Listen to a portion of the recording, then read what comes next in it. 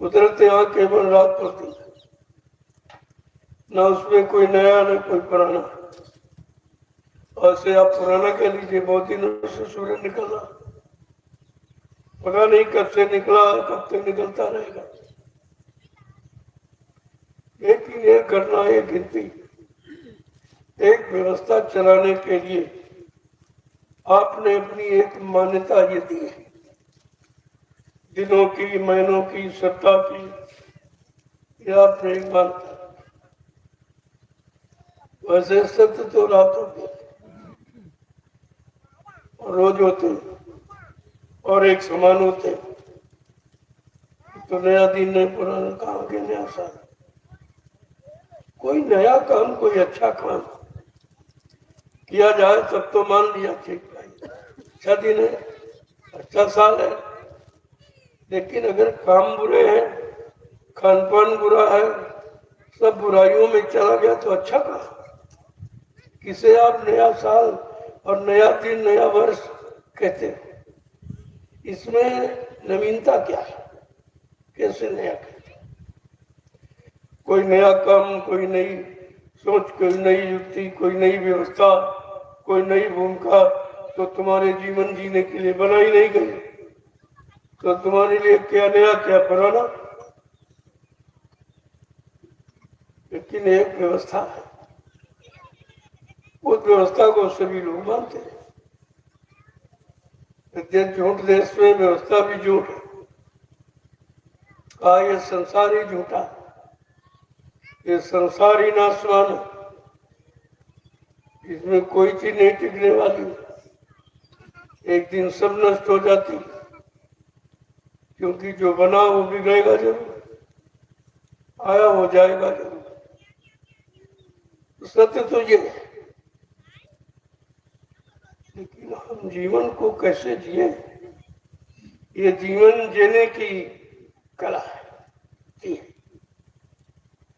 जो हमें आपको बता दिया गया कि साल में 365 दिन होते हैं, 12 महीने की साल मानी जाती है, महीने में 30 दिन होते हैं, महीने में सप्ताह होता है, 4 सप्ताह होते हैं, ये सब गिनती। बाकी ये गिनती कोई सत्य नहीं है। आप कहते हो आज रविवार, हम कहते हैं आज सोमवार, क्या अंतर बताएंगे? कैसे आप सिद्ध करेंगे? तो ये व्यवस्था चलाने के लिए ये मानव ने अपनी व्यवस्था के लिए ये व्यवस्था बना दी, उसी में अवगणता गिनती गणना किया करते। अब ये दिन आ गया, अब ये दिन आ गया, ये महीना आ गया, ये साल बदल गया, नया साल आ गया, ये सब कहते रहते।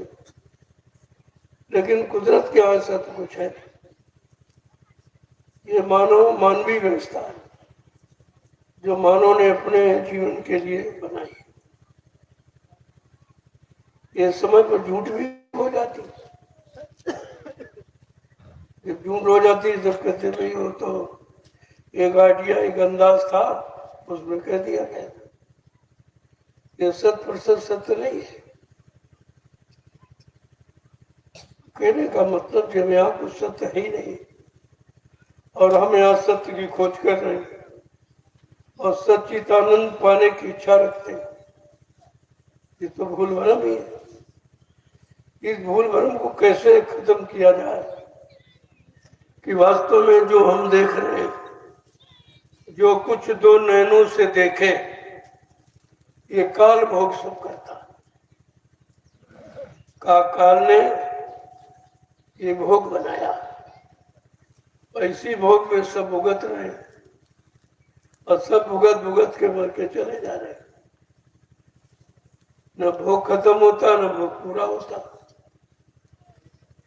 लेकिन इंसान मर के चला जाता। तो कहा ये सब कैसे समझा जाए? इसे समझने की कोई आधार, कोई युक्ति है कि नहीं है? हाँ है। कल क्या करो वो है सत्संग। सत्य का संग जब तक नहीं करोगे तब तक आपकी समझ में कुछ नहीं। अब जब सत्य का संग कर लोगे तो झूठ अपने आप खत्म हो जाएगा।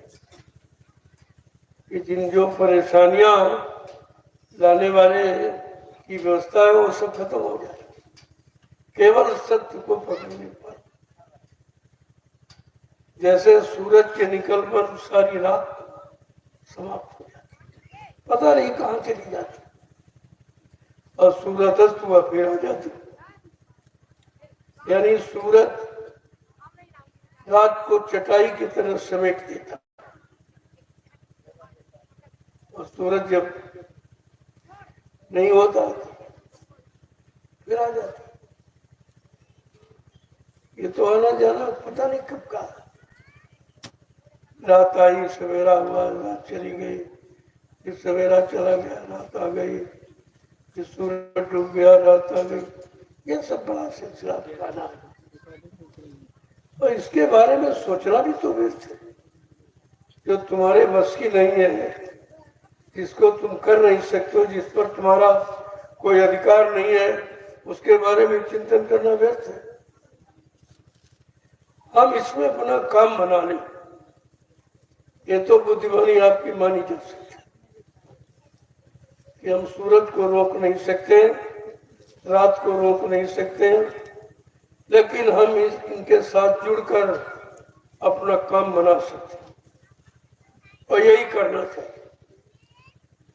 अब हम इस तथ्य पर पहुंचे कि हम इनको रोकने की शक्ति नहीं है, लेकिन इनके साथ मिलकर हम अपना काम बना सकते हैं। इनके साथ जुड़ जाओ, अपना काम कर लोगे। रात के साथ जुड़ के तो काम नहीं करोगे, तो दिन के साथ जुड़ के काम कर लिया, और रात के साथ जुड़ के आराम कर लिया, बस इतना लाभ मिल सकता है। बाकी ये तुम्हारे बस के नहीं है कि तुम दिन को ना होने दो, रात को ना होने, ये नहीं।